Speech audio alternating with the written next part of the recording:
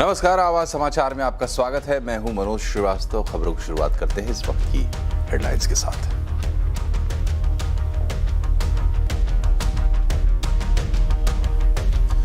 FY26 में GDP का दमदार प्रदर्शन, फर्राटा रही ग्रोथ की रफ्तार। FY26 में जीडीपी ग्रोथ 7.1% से बढ़कर 7.7%, वहीं चौथी तिमाही में भी 7.8% की शानदार ग्रोथ दर्ज। पीएम मोदी ने पोस्ट कर कहा, जीडीपी के आंकड़े अर्थव्यवस्था की मजबूती का सबूत।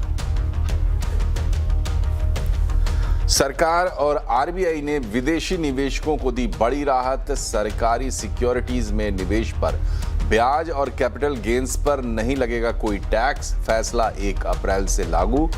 सरकारी बॉन्ड्स में जनरल रूट के तहत एफपीआई निवेश पर 3 पाबंदियां भी हटी। विदेश में रहने वाले भारतीयों के लिए शेयर बाजार में निवेश की सीमा 5% से बढ़ाकर 10% की। रिजर्व बैंक ने ब्याज दरों में नहीं किया कोई बदलाव। पॉलिसी रुख भी न्यूट्रल पर कायम, लेकिन महंगाई का अनुमान बढ़ाने के साथ जीडीपी ग्रोथ अनुमान घटाया। इकोनॉमी के लिए आगे चुनौती वाले हालात के दिए संकेत। कारोबारी हफ्ते के आखिरी दिन सीमित दायरे में बाजार उतार चढ़ाव के बीच सेंसेक्स निफ्टी हल्की गिरावट पर बंद।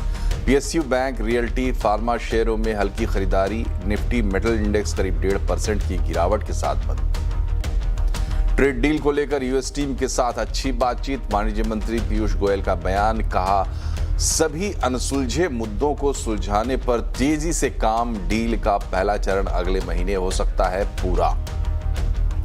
पीएम मोदी ने सूरत में 18,000 करोड़ से ज्यादा की परियोजनाओं का किया शिलान्यास। एलएनटी के आर्म्ड सिस्टम्स कॉम्प्लेक्स भी गए। Made in India tank, drone की ली जानकारी। इशारों में विपक्ष पर साधा निशाना, कहा कुछ निराशावादी लोग आत्मनिर्भर भारत अभियान का उड़ा रहे मजाक।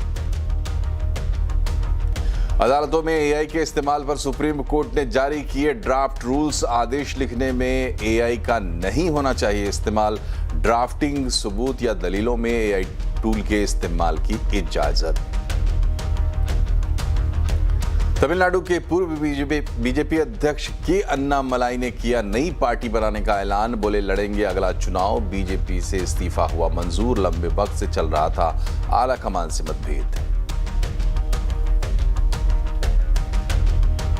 सरकार ने जीडीपी ग्रोथ के आंकड़े जारी किए हैं। FY26 में शानदार ग्रोथ दर्ज की गई है और अनिश्चितता के बावजूद चौथी तिमाही के आंकड़े भी दमदार हैं। FY26 में जीडीपी ग्रोथ 7.1% से बढ़कर 7.7% रही है। चौथी तिमाही में 7.8% की शानदार ग्रोथ दर्ज की गई है।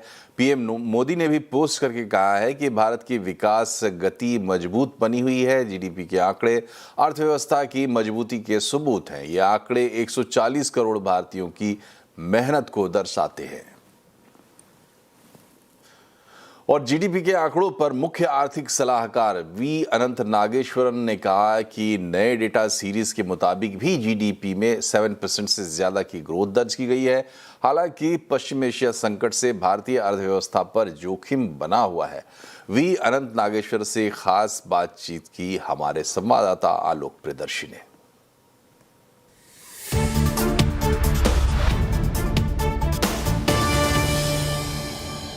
सर, सबसे पहले सवाल कि जो आज आंकड़े पेश किए गए हैं जीडीपी के, वो किस तरह के आंकड़े देश की अर्थव्यवस्था के पेश करते हैं, जब आपने कहा कि नए सीरीज में भी हमारा ग्रोथ रेट 7% से ज़्यादा है?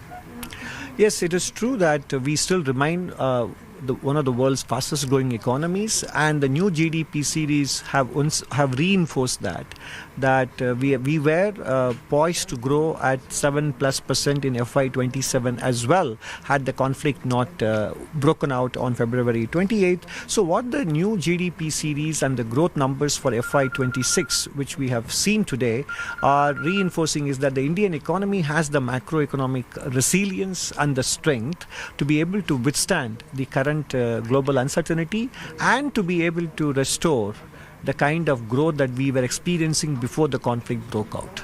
आपने अपने प्रेजेंटेशन में बताया कि एनर्जी की जो सप्लाई है उसकी दिक्कत की वजह से और साथ ही साथ मानसून की वजह से इन्फ्लेशन और ग्रोथ पर खतरा लगातार आने वाले दिनों में भी बना रहेगा। तो ये कुछ आकलन है कि कब तक ये खतरा टल सकता है या कब तक ये खतरा बना रहेगा? That will be difficult to give you a precise estimate of how long will these challenges last, etc. Because the monsoon has just commenced, and we have to wait and see when does the effect of El Nino begin to manifest itself in the monsoon rains, and also how, as I mentioned in the course of my media briefing, we have to see how global crude oil prices behave in the coming months before we can say something with more precision.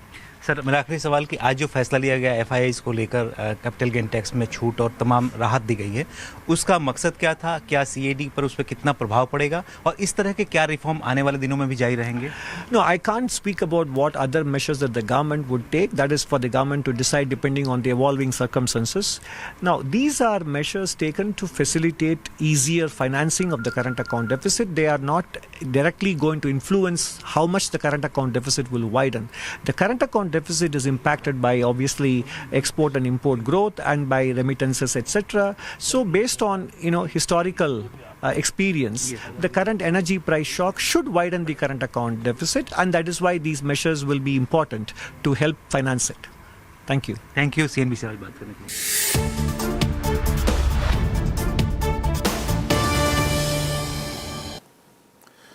इधर विदेशी निवेश बढ़ाने के मकसद से सरकार और RBI ने मिलकर कई कदम उठाए हैं। सरकार ने अध्यादेश जारी करके FIIs को सरकारी सिक्योरिटीज में निवेश पर कैपिटल गेन्स टैक्स में छूट दी है। वहीं NRIs के लिए निवेश की सीमा और FAR रूट का दायरा बढ़ाकर उसने बड़ा संकेत भी दिया है। सरकार और RBI के बड़े फैसलों पर ज़्यादा डिटेल के लिए बात करते हैं हमारे economic policy editor Lakshman Roy के साथ। लक्ष्मण जी, पहले तो ये बताइए कि सरकार ने बॉन्ड्स पे टैक्स को लेकर FIIs को राहत जो दी है उसकी डिटेल क्या है? देखिए, दरअसल इसको थोड़ा आसान भाषा में समझते हैं कि सरकार को जब पैसा जुटाना होता है तो सरकार सरकारी बॉन्ड जारी करती है। जैसे हम लोग फिक्स डिपॉजिट होता है वैसे सरकार बॉन्ड जारी करती है, उसमें अलग अलग लोग पैसा लगाते हैं। तो जो विदेशी निवेशक पैसा लगाते हैं तो उन विदेशी निवेशकों को इन सरकारी बॉन्ड में पैसा लगाने पर जो आमदनी होती है उसमें टैक्स में राहत दी है। दरअसल होता क्या है कि जब विदेशी निवेशक पैसा लगाते हैं तो उनको एक तय मात्रा में तय परसेंटेज का ब्याज मिलता है, तो सरकार उस ब्याज पर टैक्स लेती थी। अब सरकार ने कहा कि हम कोई ब्याज पर टैक्स नहीं लेंगे। ब्याज के अलावा उनको कैपिटल गेन्स होता था, चूंकि सरकारी बॉन्ड की कीमत बढ़ती थी तो उनको गेन होता था। जैसे शेयर में पैसा लगाते हैं, शेयर की कीमत बढ़ती है तो गेन होता है, तो वैसे ही जब गेन होता था सरकारी बॉन्ड में पैसा लगाने पर FIIs को, तो सरकार ने कहा उस गेन पर भी हम आपसे कोई long term capital gains tax या कैपिटल गेन्स टैक्स नहीं लेंगे। इतना ही नहीं, सरकार 20% का विदहोल्डिंग टैक्स लेती थी। विदहोल्डिंग टैक्स कुछ वैसा ही जैसा TDS होता है एडवांस टैक्स के तौर पर, तो सरकार ने कहा हम विदहोल्डिंग टैक्स भी नहीं लेंगे। यानी सरकारी बॉन्ड में विदेशी निवेशक जब पैसा लगाएंगे तो ब्याज पर कोई टैक्स नहीं लगेगा, कैपिटल गेन्स पर कोई टैक्स नहीं लगेगा और विदहोल्डिंग टैक्स नहीं लगेगा। और इसकी सबसे खास बात यह है कि ये आज से लागू नहीं हुआ है। अध्यादेश तो आज से जारी हुआ है लेकिन लागू आज से नहीं हुआ, ये 1 महीने पहले से लागू हो गया है, यानी 1 अप्रैल से लागू हो गया है। 1 अप्रैल से जो भी विदेशी निवेशकों पर ब्याज बनता है, जो उनको गेन्स बन रहा है सरकारी बॉन्ड में पैसा लगाने की वजह से, उस पर उनको कोई पैसा नहीं देना पड़ेगा, कोई टैक्स नहीं चुकाना होगा। और अब नया पैसा लगाएंगे तो जाहिर तौर पे नहीं देना पड़ेगा। तो ये एक महत्वपूर्ण फैसला लिया गया विदेशी निवेशकों को बनाए रखने के लिए, विदेशी निवेशकों को सरकारी बॉन्ड में और ज्यादा आकर्षित करने के लिए। एक और चीज, इसमें बैंक फॉर इंटरनेशनल सेटलमेंट एक व्यवस्था होती है, जिससे यानी सरकारी बॉन्ड में निवेश करने पर जिसको BIS कहते हैं, उस पर भी इसी तरह के तमाम टैक्स छूट देने का सरकार ने फैसला लिया है। तो लक्ष्मण जी, थोड़ा इसी तरीके से समझाकर बताइए कि NRIs के लिए निवेश की सीमा जो बढ़ाई है सरकार ने, उसकी डिटेल क्या है और इन कदमों को कैसे देखा जाए? देखिए, दरअसल ये एक बड़ा महत्वपूर्ण कदम है। आपके नाते रिश्तेदार, पूर्वज या जान पहचान वाले लोग हो तो उनको ही बता दीजिएगा। वो लोग भारत के शेयर बाजार में PMS के जरिए, पोर्टफोलियो मैनेजमेंट सर्विस के जरिए वो पैसा लगाते थे। वो पैसा लगाने की सीमा जो थी, उस सरकार ने सीमा बढ़ाने का फैसला लिया है। पहले 5% सीमा थी, उसे बढ़ा करके 10% करने का फैसला लिया है। और टोटल इन्वेस्टमेंट जो है उनका जो भी होगा अलग अलग टूल्स में, वो 10% होता था, उसे बढ़ा करके 24% करने का फैसला लिया है। इसका ही मकसद है विदेश से पैसा यहाँ पर ज्यादा है। इन सब के अलावा गवर्नमेंट सिक्योरिटीज में जो एफपीआई विदेशी निवेशक पैसा लगाते हैं उसके नियमों को काफ़ी ज़्यादा आसान किया गया है। 15 साल, 30 साल, 40 साल वाले बॉन्ड को भी इसमें फुल्ली एक्सेसिबल रूट यानी एफआर के तहत शामिल कर लिया गया है और भी कई सारे नियम आसान किए गए हैं ताकि एफपीआई ज़्यादा आसानी से, ज़्यादा संख्या में, ज़्यादा मात्रा में पैसा भारत में लगा सके। बहुत बहुत शुक्रिया आपका लक्ष्मण जी। और आरबीआई गवर्नर संजय मल्होत्रा ने कहा है कि आज जो फैसले लिए गए हैं इनसे फॉरेन इनफ्लो बढ़ाने में मदद मिलेगी। साथ ही उन्होंने बेहतर बैलेंस ऑफ पेमेंट रहने की उम्मीद भी जताई है। We are hopeful of reasonable and good. We are not targeting any particular amount, but we do expect healthy flows, both from ECB and other various measures have been announced today. So as a result of all these measures, we expect healthy flows, not only in this period of 3 to 4 months that we have given short window for ECBs and FCNRB deposits, but there have been other measures for equity as well as government bonds. So all put together, we are quite confident of very healthy, a much better BOP this year as compared to what it would have been otherwise. Reserve bank of India ने आज monetary policy जारी की है। RBI ने दरों में कोई बदलाव नहीं किया है। रेपो रेट 5.25% पर बरकरार रखा गया है। एमपीसी का रुख भी न्यूट्रल था और उसी पर बरकरार है। आरबीआई ने मॉनेटरी पॉलिसी में ग्रोथ का जो अनुमान दिया है वो ज़रूर घटा दिया है। महंगाई का अनुमान बढ़ा दिया गया है। आरबीआई ने मॉनेटरी पॉलिसी में क्या कहा है, पूरी डिटेल्स बता रहे हैं आशीष वर्मा। जो आपने कहा वही थी, उसी को एक्सपैंड कर देता हूं। एक्चुअली जैसी परिस्थितियां हैं उस लिहाज से जो कर सकता था आरबीआई, जो एक्सपेक्टेड था, हूबहू वैसे ही आरबीआई ने स्टेप्स उठाए। कोई पैनिक बटन पुश नहीं किया, प्रेस नहीं किया। एक्सपेक्टेड था कि इस बार ब्याज दरों में कोई छेड़छाड़ नहीं होगी, 5% पे रेपो रेट बरकरार रखी जाएगी जैसे पिछली 2 पॉलिसीज में भी हो रहा था। तो थर्ड पॉलिसी स्टेटस को पॉलिसी आपकी स्क्रीन पे, और यूनानिमसली 6 के 6 मेंबर्स ने वोट करा स्टेटस को की तरफ। दूसरी बात स्टैंड्स को लेकर थी, और ये बात कर ही रहे थे हम लोग पिछले कुछ दिनों से कि ना दरों में छेड़छाड़ होगी, ना स्टैंड्स में कोई बदलाव होगा, वो न्यूट्रल का रुख कायम नजर आएगा। लेकिन हां, वो मैक्रो इकोनॉमिक मैथ देखते हुए आरबीआई का ओवरऑल टोन और वो जो स्ट्रक्चरल रिविजन्स करें उसको देखकर आप इस पॉलिसी को कह सकते हो एक हॉकिश होल्ड है ये पॉलिसी। दरअसल आरबीआई ने करा क्या, उन्होंने स्पेसिफिकली मेंशन करा कि ग्लोबल एनर्जी प्राइसेस और सप्लाई चेन के डिस्ट्रप्शन सबसे बड़ी चुनौती हैं। जीडीपी के ग्रोथ अनुमान जो पूरे फाइनेंशियल ईयर FY 27 के लिए पहले 6.9% पे थे, रिड्यूस करके 6.6% पे ले आए। और दूसरी तरफ इन्फ्लेशन के प्रोजेक्शंस बढ़ा दिए गए, वार्न करते हुए कि अपर टॉलरेंस बैंड की तरफ जाएगा जो कि 5 से 6% का है। तो 4.6% से बढ़ के 5.1% का इन्फ्लेशन प्रोजेक्शन होता हुआ नजर आएगा। वैसे ये दोनों एक्सपेक्टेड थे कि ग्रोथ प्रोजेक्शंस रिड्यूस हो होंगे, इन्फ्लेशन इंच अप किया जा रहा होगा। और इसमें एक अपसाइड रिस्क मेंशन करी गई है कि सप्लाई चेन के डिस्ट्रप्शंस के आइडिया नहीं कहां तक कितनी और दिक्कतें बढ़ेंगी, मॉनसून की अनिश्चितताएं होंगी, एल नीनो का इंपैक्ट फूड प्राइसेस पे होगा। ये सब इन एस्टिमेट्स के लिए अपसाइड रिस्क के तौर पे आप देखिए। दूसरा, जैसे अभी लक्ष्मण बहुत सारी डिटेलिंग मेंशन कर रहे थे, दरअसल वो स्लू ऑफ कैपिटल मेजर्स जो हैं फ्लो के, वो आरबीआई ने अनाउंस करे। जो एफएआर फुल्ली एक्सेसिबल रूट्स जो सिक्योरिटीज यूनिवर्स का है उसको, दायरे को एक्सपैंड करना, एफपीआई के कंसंट्रेशन नॉर्म्स को ईज करना, यानी कि वो जो माइक्रो रेगुलेटरी फ्रेमवर्क था उसको ईज कर देना, NRI OCI equity investment limits को बढ़ाना, even concessional forex swap facility सीपीएससीज के लिए खोलना, ये सब कदम उठाए गए। और आर्ग्यूबली सबसे एग्रेसिव मार्केट ओपनिंग पैकेज है केंद्र सरकार और आरबीआई का मिला के जो आपने आज देखा। और आरबीआई गवर्नर संजय मल्होत्रा ने कहा है कि भारत की इकोनॉमी मजबूत है और ग्लोबल टर्बुलेंस का सामना कर रही है। उन्होंने भरोसा जताया कि इकोनॉमी को इन झटकों से कम नुकसान होगा। उन्होंने कहा कि ग्लोबल सप्लाई चेन में दिक्कतों से इकोनॉमिक गतिविधियों पर असर पड़ेगा। We remain confident to withstand these shocks with minimum pain. Nevertheless, it is important to not only confront and address these challenges, but also at the same time take this as an opportunity to further enhance our resilience. Global economic outlook remains clouded by the continuing geopolitical impasse. Risk of sentiments and safe haven demand are imparting volatility to forex markets with a depreciating trend in many EME currencies. और अब बात करते हैं आज के बाजार की। हफ्ते के आखिरी कारोबारी दिन बाजार आज सीमित दायरे में दिखाई दिया। उतार चढ़ाव के बाद सेंसेक्स निफ्टी हल्की गिरावट के साथ बंद हुए हैं। सेक्टर की बात करें तो पीएसयू बैंक, रियल्टी और फार्मा शेयरों में हल्की खरीदारी देखने को मिली, लेकिन मेटल इंडेक्स करीब 1.5% की गिरावट के साथ बंद हुआ है। बाजार का बाकी हाल बता रही हैं रक्षा रावत। हफ्ते का आखिरी कारोबारी दिन यूं के लिए जी मॉनेटरी पॉलिसी का काफ़ी इंपॉर्टेंट दिन, काफ़ी गुड न्यूज़ आई। सरकार और आरबीआई ने विदेशी निवेशकों के लिए बड़ी राहत दी। सरकारी सिक्योरिटीज़ में निवेश पर जो ब्याज और कैपिटल गेन टैक्स है उसको हटा दिया गया। साथ ही एफपीआई निवेश पर भी बड़ी राहत मिली। मॉनेटरी पॉलिसी की बात करें तो यहाँ पर रेपो रेट में कोई बदलाव नहीं किया गया और पॉलिसी का रुख भी न्यूट्रल रखा गया।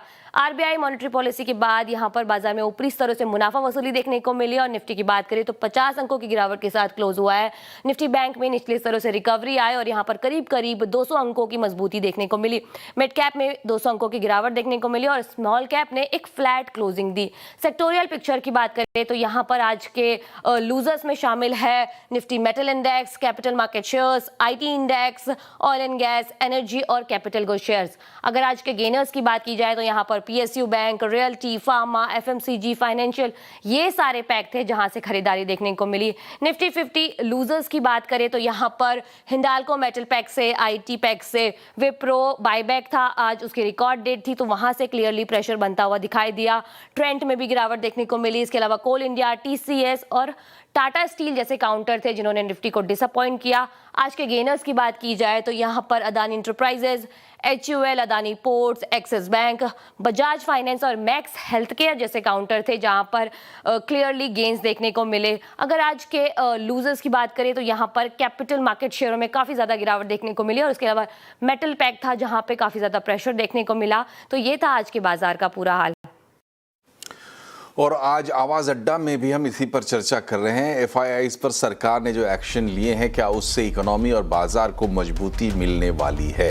तो ज़रूर जुड़िए शाम 7:57 पर। एफआईआईज पर बड़ा कदम, इकोनॉमी को दम।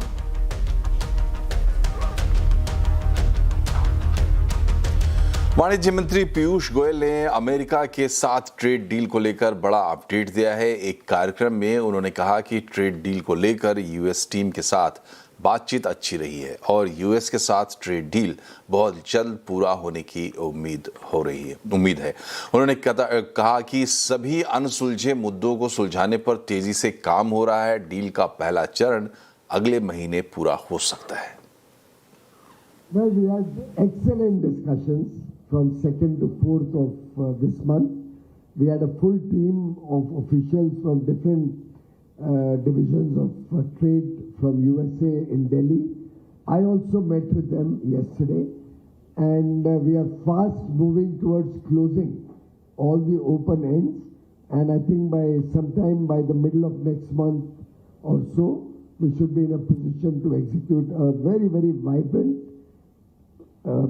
first tranche. It is only the first tranche of our bilateral trade agreement which will give preferential access to India over our competitor. Well, we'll finalize the dates, but I expect an even higher level delegation to be coming to India probably towards the end of this month.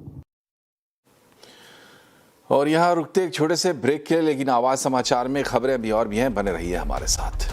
Finance कोई challenge रहेगा।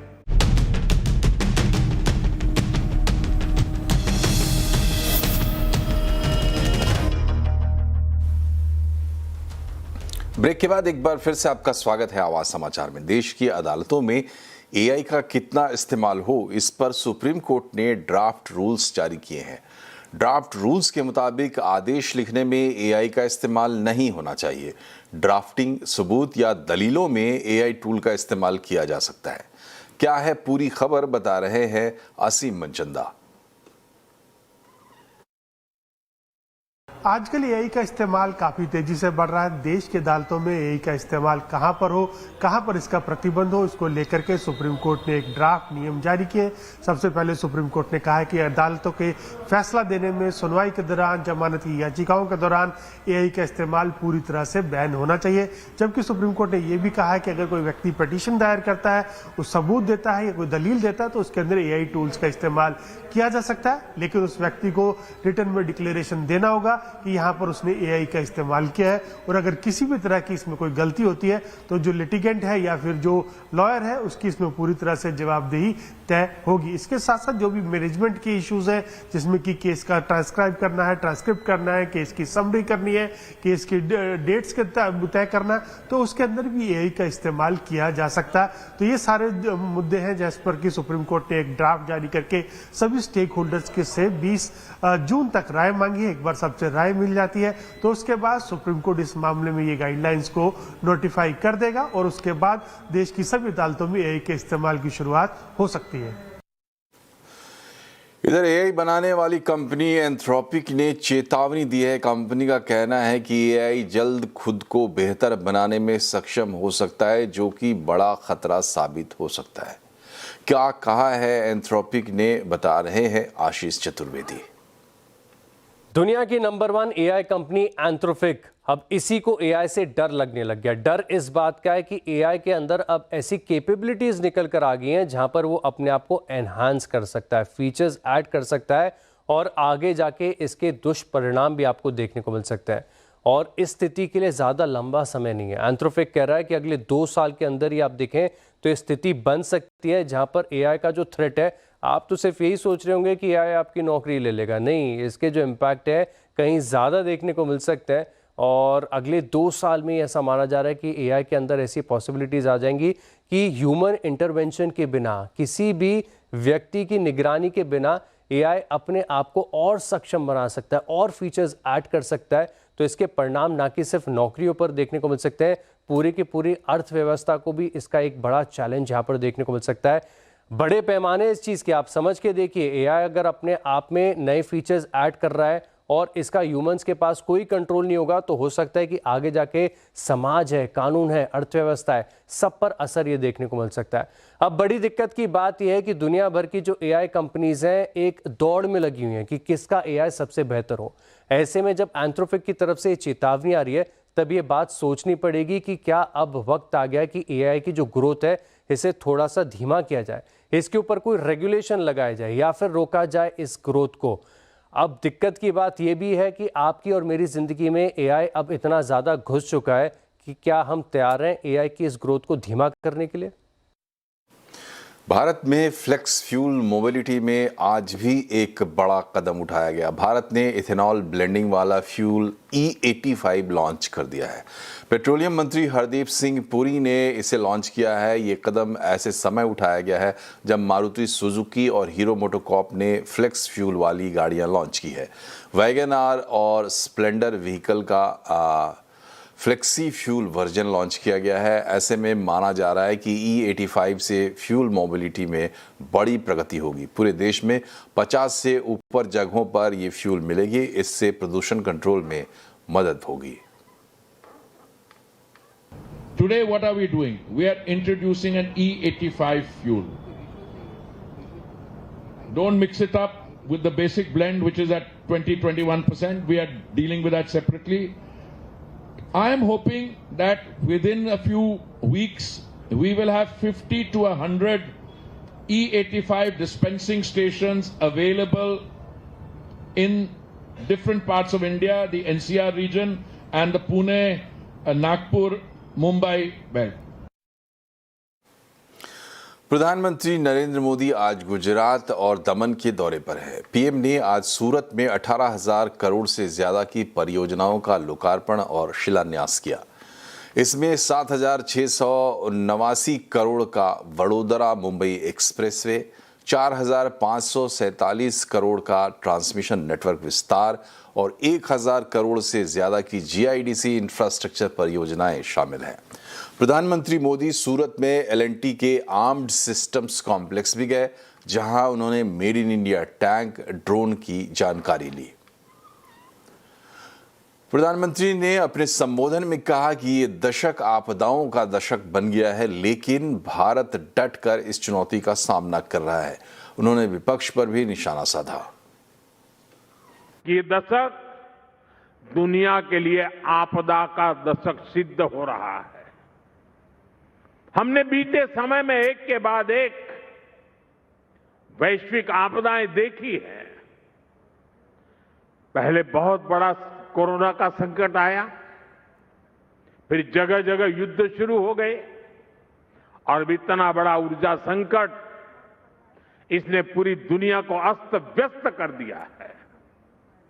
दुनिया भर में petrol की कीमतों में लगातार उतार चढ़ाव हो रहा है। गैस की सप्लाई चेन ध्वस्त हो रही है। लेकिन भाइयों बहनों, मुझे बहुत संतोष है कि 140 करोड़ भारतीयों के साझा प्रयासों से देश ऐसे हर संकट का मजबूती से मुकाबला कर रहा है।